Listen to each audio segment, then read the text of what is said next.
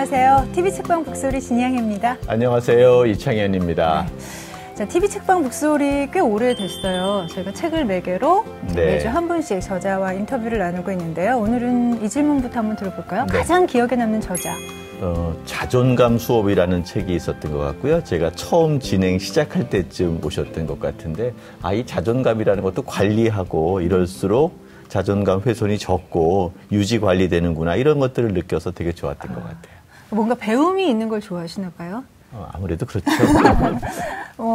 저희가 워낙 매주 다양한 분야의 전문가들을 만나니까요. 이게 참 하면 할수록 만만치 않다는 생각을 하거든요. 네, 그렇습니다. 특히 저희는 그래도 확실한 주제가 있잖아요. 책을 통해서 저자를 만나고 그리고 다행히 40분이라는 짧은 시간 동안 만나고요.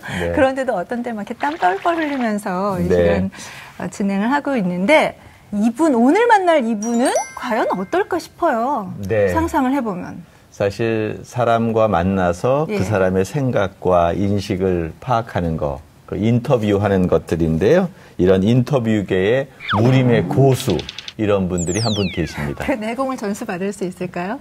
조금 받을 수 있을 것 같습니다. 네, 기대하면서 저희 어떤 분이신지 궁금하시죠? 영상으로 먼저 소개해드리겠습니다.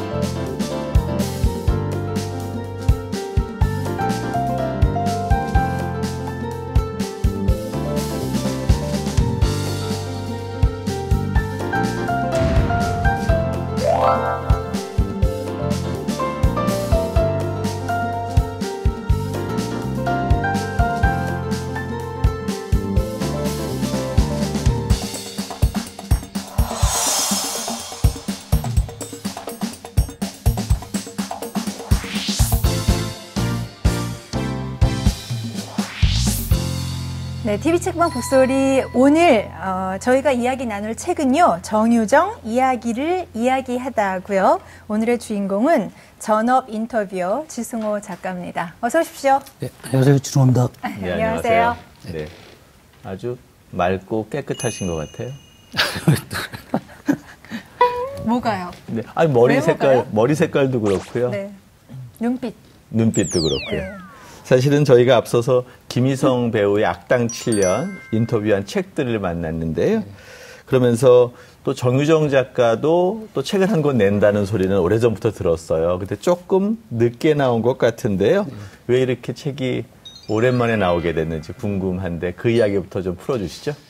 네, 이 인터뷰를 사실은 한 3년쯤 전에 시작을 했거든요. 근데 이제 정유정 작가 같은 경우에는 워낙에 이제 책이 한 권 나오면 인터뷰를 뭐 한 40, 50군데 매체에서 인터뷰를 하지 않습니까? 근데 이제 그때 정리됐던 내용이 본인의 이제 좀 약간 사생활에 관한 얘기도 많았고, 작법으로 바꾸는 게 어떻겠냐 그래서 이렇게 원고 방향을 완전히 이제 바꿔가지고 다시 인터뷰를 하고, 그 전에 또 제가 또 인터뷰 특강이라는 책을 쓰게 되기도 하고 하면서 좀 이렇게 미뤄졌는데, 어쨌든 뭐 이렇게 3년 만에 책이 나오게 그러면 됐습니다. 작법으로 그 인터뷰를 하신 게 인터뷰 2의 의견이었군요. 그렇죠. 자기가 그걸 보여주고 싶다. 차라리 그렇게 해야지 책이 또 좀 차별화가 될 것 같고. 그래서 또 제가 다시 이제 뭐 그 파리 리뷰 인터뷰라든지 그런 또 작법에 관련된 책을 또 읽으면서 또 그런 과정들이 있어서 좀 약간 늦어졌습니다. 제목이 제일 재밌어요. 이야기를 이야기하다. 어떤 의미가 있는 건가요? 근데 뭐 이미 공인받은 사실 압도적인 이야기꾼이지 않습니까? 정유정 작가. 근데 본인이 그 인터뷰를 하는 과정에서도 자기는 뭐 죽음이나 이런 게 두렵거나 슬프지도 않은데 사람들한테 할 얘기가 없어질까봐 두렵다. 그게 제일 두렵다. 이렇게 얘기를 하더라고요. 이 친구는 정말 누군가한테 얘기하는 거를 정말 천직으로 삼는 친구구나라고 생각을 했고요. 그러니까 자기가 이야기하는 방식을 얘기하는 거니까 이렇게 가는 게 어떻겠냐 이렇게 정해진 것 같습니다. 그래서 기존에 그 지승호 작가가 사람을 만나고 인터뷰를 했던 것과는 조금 다르게 아주 특별한 목적성을 갖고 있는 책이라는 생각이 들었습니다. 그래서 어떻게 보면은 훨씬 더 그 범용성이 있는 책이 아닌가 하는 그런 생각도 좀 들고요. 지승호 작가에 관한 그 질문을 좀 드리겠습니다. 본인을 전업 인터뷰어라고 하셨어요. 그러니까 전업 인터뷰어라는 게 뭔가요? 뭐 좀 알만하신 분들은 우리나라에서 유일한 분이다. 이런 그 활동 분야에서는 유일하게 활동하는 분이다. 유일하다는 건 최고이기도 하다는 얘기하고 똑같을 거란 생각을 하거든요. 혼자 하니까. 네, 20년 동안 활동해 오신 걸로 아는데요. 간단하게 어떤 일을 해오셨고 어떤 일을 하고 있는지를 본인의 입으로 좀 설명해 주시죠. 근데 아까 뭐 모든 기자가 인터뷰하고 사실 모든 방송하시는 분들이 그렇죠. 인터뷰라는 방식을 통해서 프로그램 만들기도 하지 않습니까? 근데 저 같은 경우는 이제 매체가 없다 보니까 매체를 단행본으로 택한 건데 되게 이제 그게 유리한 점도 있고 불리한 점도 있고요. 네. 누군가한테 얘기를 듣고 그거를 이제 남들한테 전달하는 거를 굉장히 저는 즐거워하는 것 같고요. 그걸 이제 나름 어떻게 천직이라고 생각하는데 사실 뭐 이렇게 지금까지 오는 과정이 뭐 지금도 그렇고 순탄하지만은 않거든요. 책 시장이라는 게 요즘 굉장히 좀 어떻게 보면 사양 산업이라는 자조적인 얘기를 할 정도로 책도 안 팔리는 상황이고 책 한 권을 냈을 때 기대할 수 있는 인세도 그렇게 크지 않은 상황이고요.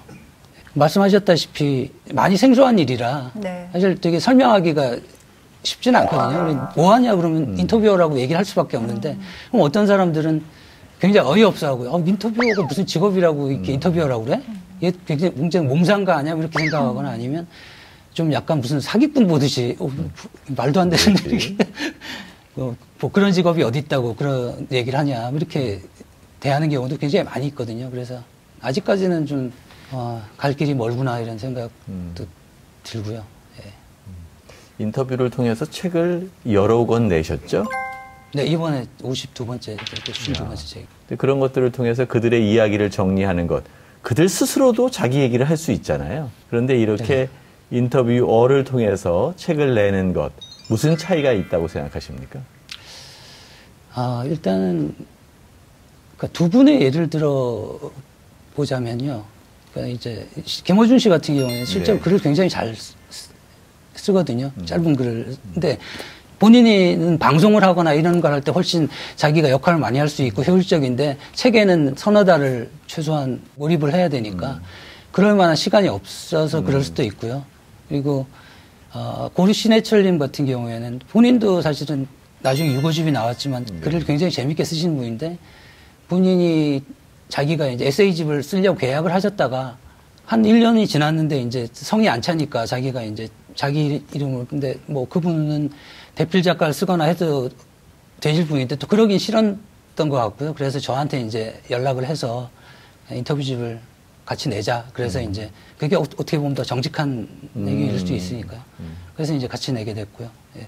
그러니까 지금 말씀 중에요.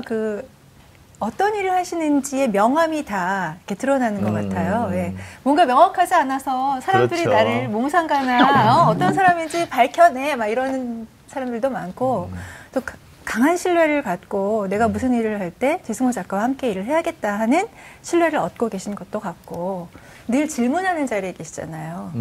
그러네요. 그렇죠?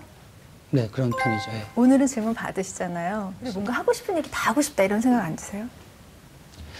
가끔은 이제 한번 그 인터뷰 요청이 1년에 한두 번은 들어오는데 네. 너무 안 들어오면 나 좀 할 얘기 많은데 요청 한번 좀 들어오면 네. 좀. 이게 제가 책을 읽으면서 네. 보통 이제 저희들이 이렇게 왜 사전에 이제 게스트를 초청하려고 하면 저희도 사전에 막 조사를 하잖아요. 그러면은 지승호 작가는 이제 유일한 그 전업 인터뷰어이기 때문에 아까도 말씀드렸지만 그 필드에서는 뭐 지승호 씨지 그분밖에 없지 이런 얘기를 많이 들었거든요. 그럼 저는 굉장히 자부심도 막 넘치고 좋을 것 같은데 책을 봤더니 책에 나온 그 악플 읽으셨죠? 네, 저도 많이 속상했어요. 그러니까 이제 뭐 부르는 대로 받아 적으면서 본인 이름만 붙이는데 쪽팔리는 거 아니냐. 근데 이런 거를 10년, 15년 넘게 하는 거 이게 낯이 두껍군 뭐 이런 식의 악플도 붙어요. 사실 일반인들이 되게 오해하고 있는 부분 같은데요. 아니 그냥 넘길 수도 있잖아요. 근데 그걸 굳이 기억을 해서 책의 서문에 실으셨어요. 하고 싶은 이야기가 있을 것 같아요. 근데 이를테면 누군가가 갑자기 지나가는데 뺨을 때리고 지나갔다. 뭐 얼굴에 침을 뱉었다. 굉장히 기분 나쁜 일이지만 저 사람은 되게 이상한 사람이야. 라고 지나갈 수도 있지만 이거는 굉장히 정체성을 건드리는 부분이죠. 근데 굉장히 그거는 좀 뭔가 이 바닥에 대해서 알만한 사람이 굉장히 상처를 주려고 작심하고 쓴 글이거든요. 그러면 뭐 상처를 받아줘야지 되는 게 예의 같기도 하고. 네, 근데 실제로 상처가 제 정체성에 대해서 제 취미 활동에 대해서 누군가 뭐라고 하면 뭐 그냥 뭐 이건 내 취미 활동인데 이럴 수 있지만 만약에 제가 뭐 축구 선수가 되고 싶다든지 아니면 뭐 배우가 되고 싶은데 야, 너 그 얼굴로 무슨 배우를 해? 이렇게 되면 그거는 굉장히 큰 상처가 남는 거거든요. 특히 업계 사람이 그렇게 얘기하거나 충분히 이쪽에 대해서 알만한 사람이 그렇게 얘기하면 그럼 나중에 이제 배우들 성공하면 토크쇼에 나와서 다 얘기하세요. 누군가가 나한테 이렇게 상처를 줬다. 이렇게 그거 어떻게 보면 소심한 복수이기도 할 텐데 실제로 굉장히 그게 나중에 또 기억에 많이 남고요. 이렇게 책을 읽으면서 이 사람은 어떤 마음으로 인터뷰를 골랐을까, 어떤 마음을 갖고 질문을 했을까, 뭐 이런 생각을 하면서 글을 읽게 돼요. 근데 정유정 작가에 대한 애정이 굉장히 깊으시다는 생각도 좀 들었고요. 굉장히 상대 인터뷰에 대한 기본적인 예의를 갖고 만나는 분이겠다라는 생각도 좀 들고요. 혼자 글을 쓰면 그렇죠. 그냥 이렇게 상상해서 써도 되고 뭐 이렇게 자료를 보고 써도 되지만 인터뷰는 일단 그 마주 앉아 주셔야지 나올 수 있는 결과물이 나올 수 있는 거니까 어쨌든 저를 믿고 많은 시간을 내준 건 굉장히 감사한 부분이 있고요. 정유정 작가 같은 경우에는 약간 동병상련의 느낌이 저는 이제 정유정 작가가 등단하기 전부터 봐왔으니까 그때 그래서 언젠가는 이 사람과 인터뷰를 해야겠다 생각하고 계셨어요? 등단하기 전에 그런 생각하지 않았어요. 성공하면 만나주리라 뭐 이런 거였어요?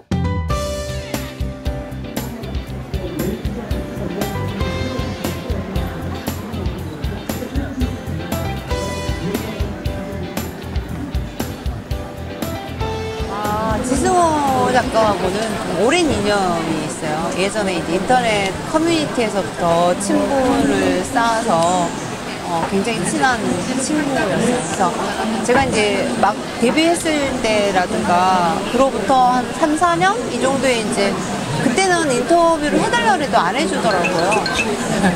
제가 정유정이라는 이름이 이제 좀 자기 이름하고 이렇게 나란히 있을 때 부끄럽지 않다. 이 정도가 되니까 이제 뭐 하겠다.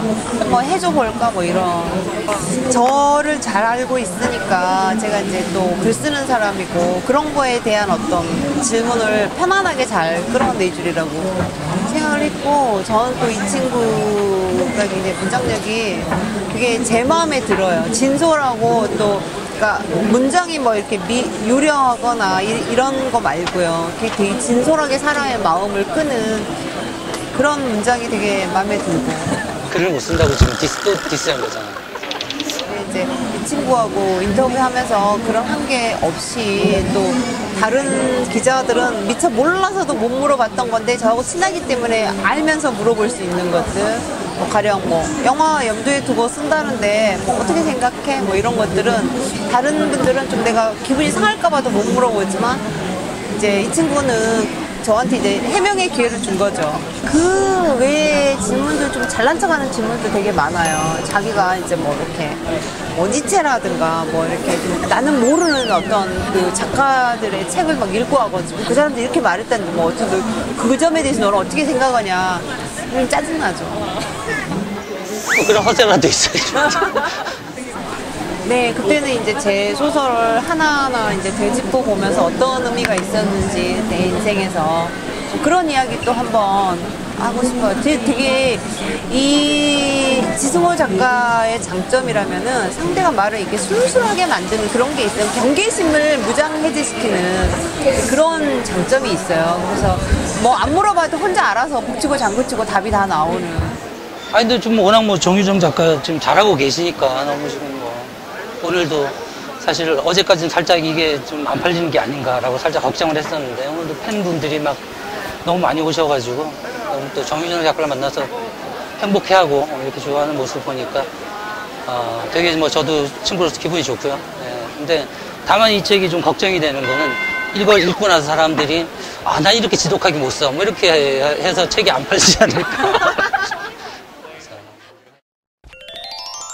기본적으로 네. 되게 사실 인터뷰라는 것은 태초의 시작부터 있었던 거거든요. 네. 관점을 서로 교류하고 이 사람 무슨 생각 갖고 있지?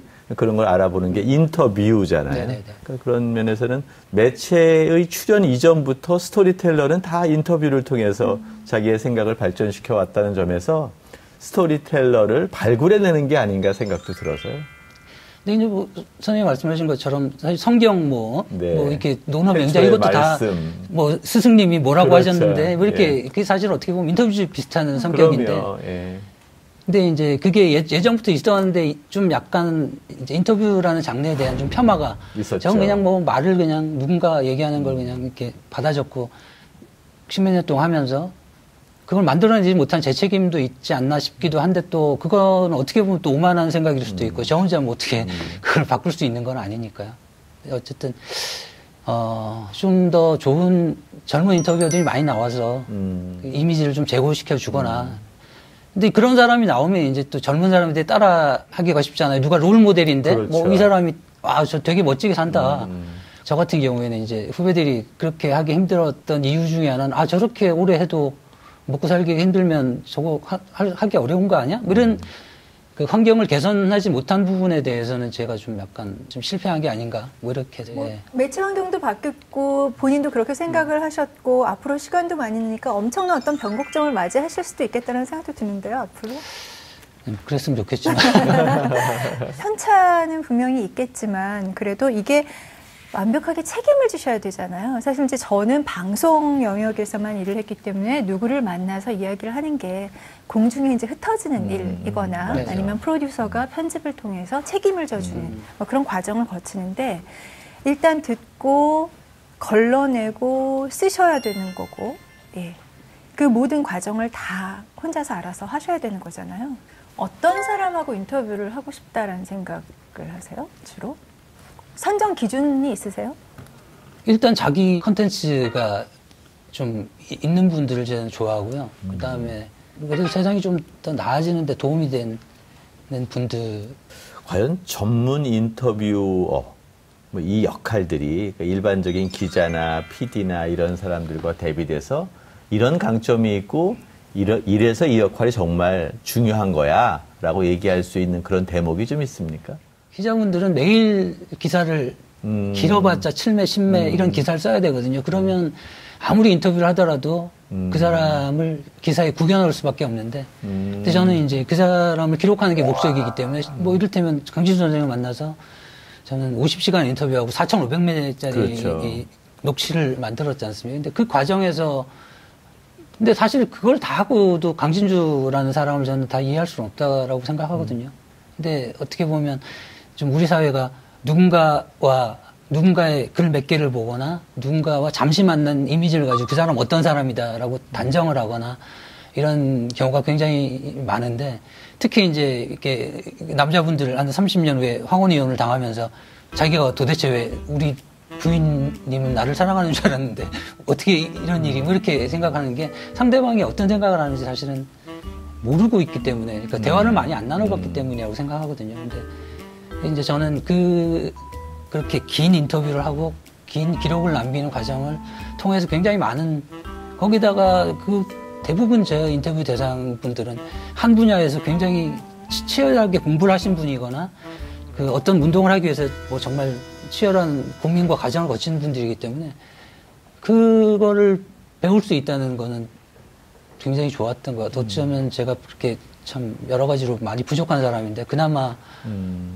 이 정도 많이 이제 사회에 나와서 많이 공부를 했기 때문에 그런 게 아닐까. 사실 인터뷰라는 거는 어떤 질문을 어떻게 하느냐 따라서 가장 관건이라고 생각을 하거든요. 근데 뭐 이제 누구를 만나냐에 따라서 질문하는 것도 달라지는 거고 이야기를 나누는 그 방법도 달라지고 저희도 뭐 이제 악당 7년도 봤고 뭐 정유정 씨의 이 책도 봤지만 전혀 다른 질문과 대화 패턴을 구사하시더라고요. 질문을 준비하는 데 들리는 시간이 인터뷰를 하는 시간만큼 필요하지 않을까 하는 의문이 좀 들었거든요. 어떠세요? 실제로 인터뷰하는 시간보다 질문 준비하는 시간이 훨씬 길 수밖에 없습니다. 이를테면 박찬욱 감독님 인터뷰한다고 하면 인터뷰 시간은 4시간 정도로 한정되어 있지만 저는 그분의 영화를 처음부터 끝까지 다 보고 시간이 좀 남으면 또 다시 보고 코멘터리 뭐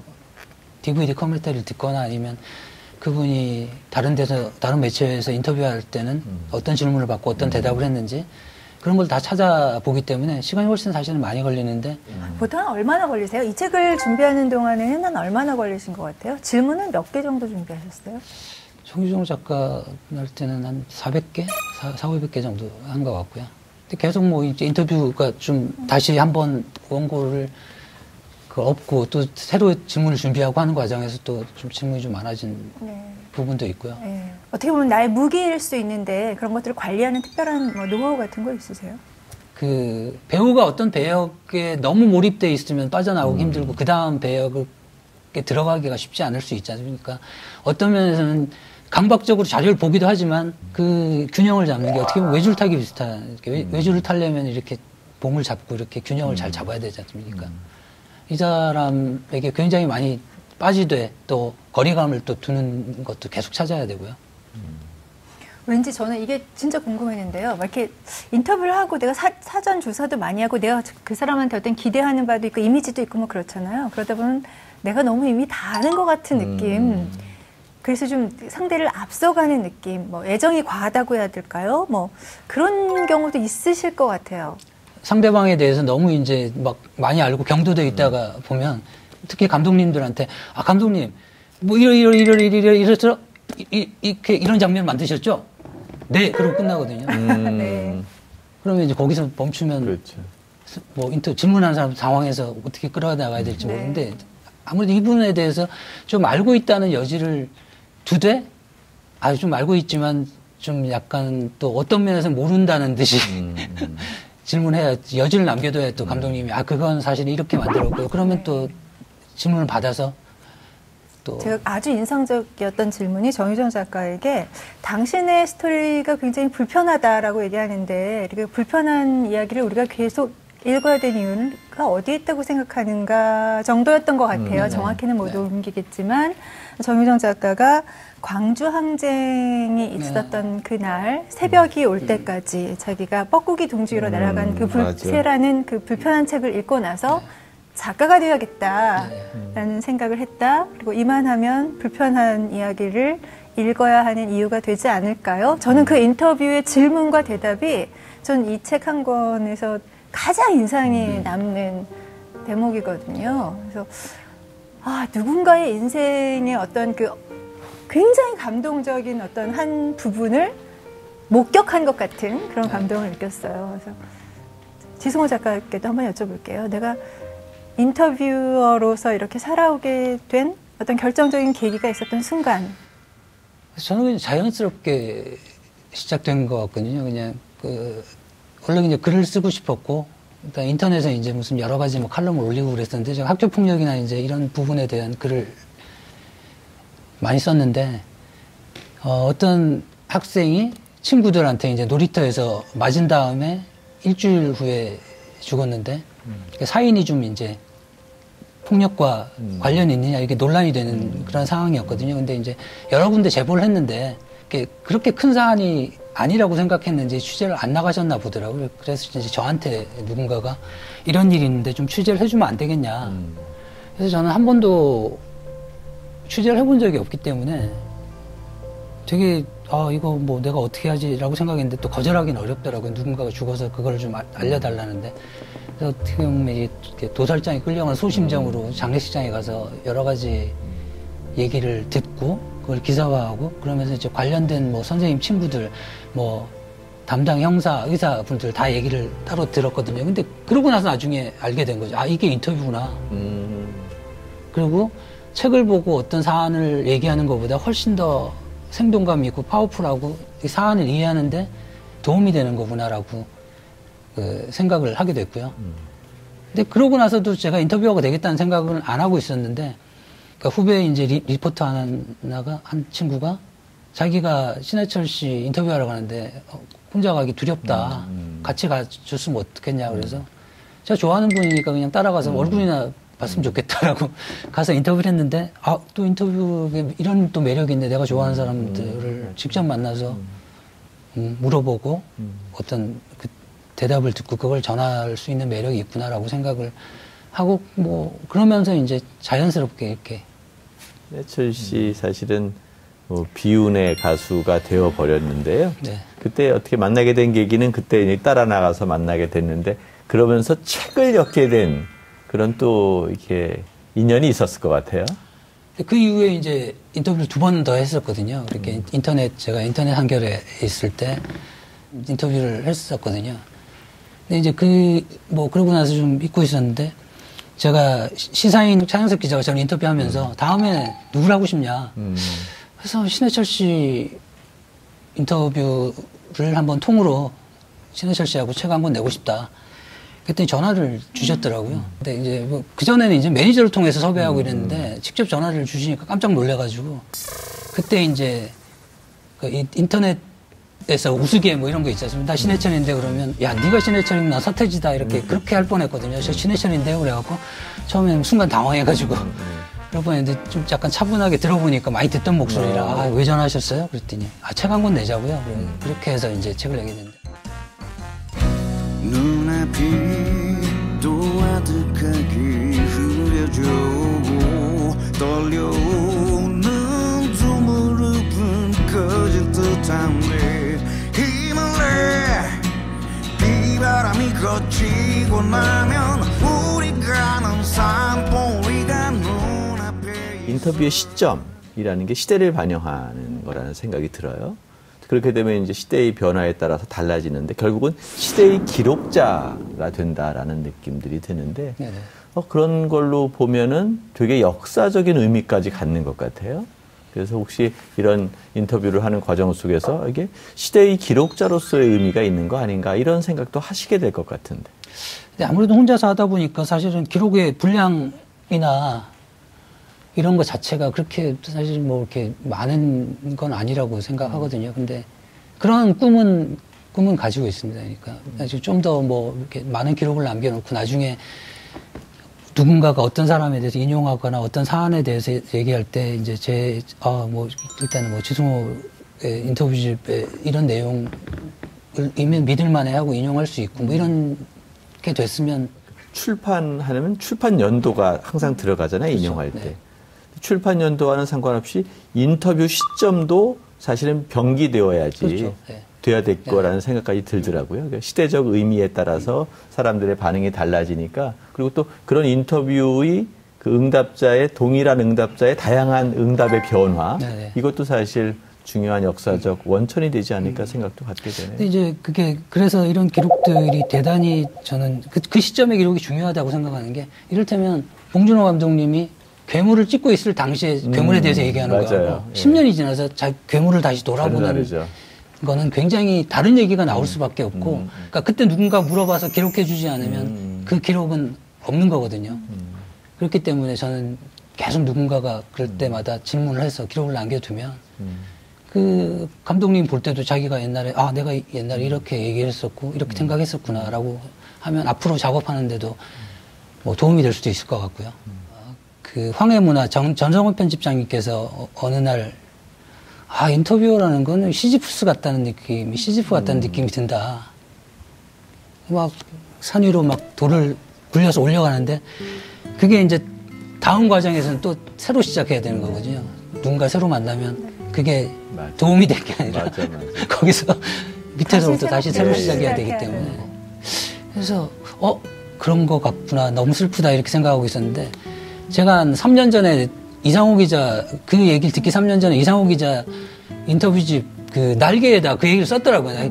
내가 하는 게 시지프스 같다. 그러니까 자기가 옛날에 썼던 걸 다 기억 못 하거든요.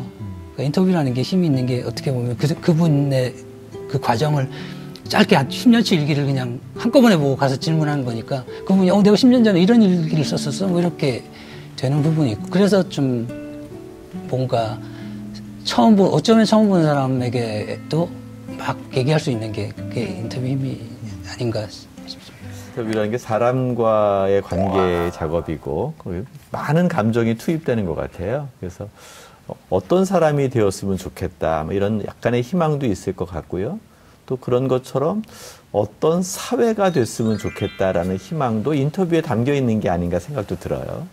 상대방한테 질문을 안 하고 단정을 지어버리니까 나중에 문제들이 많이 생기는 것 같거든요. 그러니까 상대방에 대해서 좀 많이 이해하려고 노력하고 대화를 나누고 사실 그래도 사람은 알기가 힘든 거기 때문에 좀 역지사지해서 좀 봤으면 좋겠거든요. 자기도 욕먹는 거에 대해서 상처를 받고 싫어하면서 본인은 또 엄청나게 사람들을 쉽게 평가하고 함부로 얘기하고 그러니까 어떤 사람이 잘못했으면 그 잘못한 만큼의 단죄를 받아야 되는데 그게 아니라 우리는 정도의 문제나 이런 데 대해서 천착하지 않고 뭐 잘못했으면 무조건 얘는 뭐 얘도 쓰레기 없애버려야 돼. 그러면 결국 그 한국에는 사람밖에 없다고 맨날 얘기하면서 사람을 아끼지 않는 사회가 아닌가 싶거든요. 그러니까 어떻게 보면 계속 말씀드리는 게 우리 좀 사람 좀 아끼자.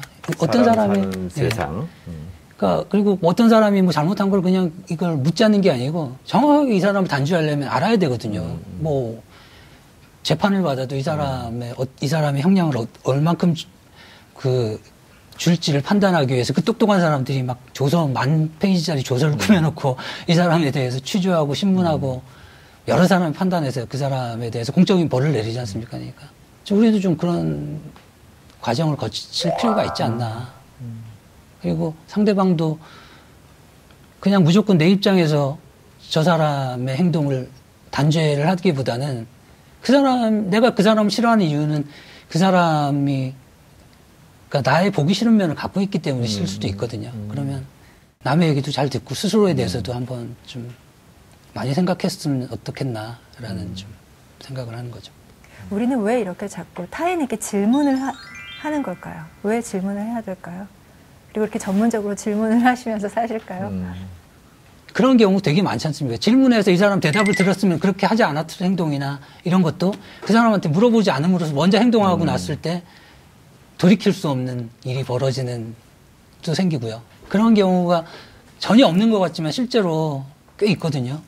근데 상대방에 대해서 일단 질문을 시작한다는 건 궁금하다는 얘기고 상대방을 이해하고 싶다는 얘기거든요. 그러니까 또 질문 안 해도 누군가 친구가 고민이 있다고 할 때 그냥 들어만 줘도 이 사람이 굉장히 그렇죠. 위안이 되고 내 얘기를 들어주는구나. 어떻게 보면 자꾸 너 왜 우니 이렇게 하는 것보다도 그냥 어깨를 빌려주고 눈물을 그칠 때까지 기다려주는 게 훨씬 이 친구한테 위안이 될 수 있는데 근데 보통 보면 우린 질문하는 게 아니라 규정을 하고 야 넌 뭐 이렇게 살면 안 돼. 너 이렇게 사니까 넌 자꾸 이런 네 인생이 안 풀리는 거지. 그러면 괜히 그냥 하소연하러 갔다가 그냥 뭐 혹 붙이고 오고 이제 저 인간은 다시 만나지 말아야지 뭐 이렇게 뭐 이런 게 될 수도 있는데 일단 질문을 한다는 게 상대방한테 일단 궁금한 게 있고 애정이 있다는 거고 소통하려는 의지가 있다는 거니까 네, 그래서 중요한 게 아닌가 저는 그렇게. 앞으로의 계획 있으시면 알려주세요. 제가 하고 싶은 일 아니면 기록을 남기는 일을 어떻게 더 효율적으로 잘할 수 있을까를 한번 고민하는 시간이 좀 필요한 것 같습니다. 지금. 마무리할 때쯤 됐으니까 늘 질문하셨는데 오늘 질문을 받아봤어요. 네. 질문 받아보니까 이게 지승호 작가를 이해하기에 충분한 질문이었다고 생각하세요? 아니면 조금 좀 달랐어야 된다고 생각하세요?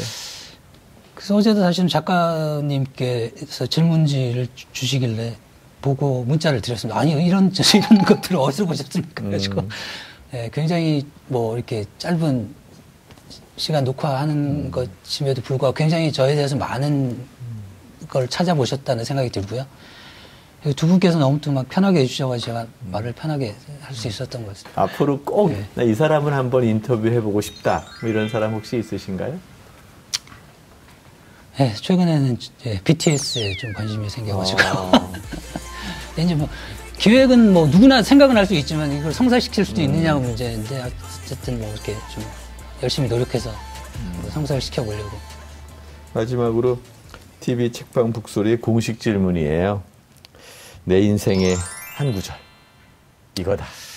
근데 제가 이제 책을 좀 실용적으로 보는 편이라 딱 한 구절이 꽂히는 경우가 별로 없는데 생각해 보니까 옛날에 저기 어떤 시지프 신화의 구절이 늘 좀 남더라고요. 그래서 그거를 한번 읽어보자면 참으로 진지한 철학적 문제는 오직 하나뿐이다.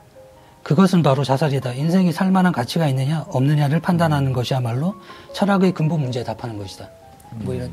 근데 제가 이제 어릴 때부터 늘 좀 약간 뭐 자살 지망생이라고 해야 되나, 좀 약간 우울한 캐릭터였고 늘 좀 그런 걸 생각하다 보니까 거기서 이제 책에서 이런 걸 보니까 역시 자살을 하느냐 마느냐, 이게 어쩌면 인생이 살만한 가치가 있느냐 없느냐가 정말 중요한 문제겠구나.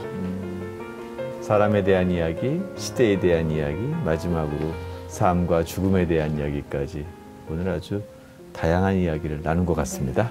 굉장히 상징적인 의미를 내포한 구절이라고 생각이 돼요. 네. 그만큼 어떻게 보면 치열하게 사시는 분이 아닌가 하는 생각도 들고요.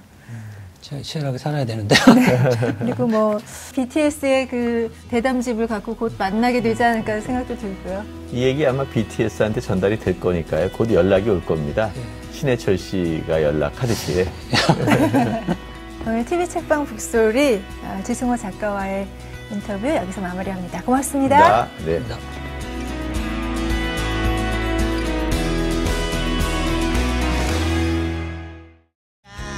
완전히 제끼고 있을까? Oh my God.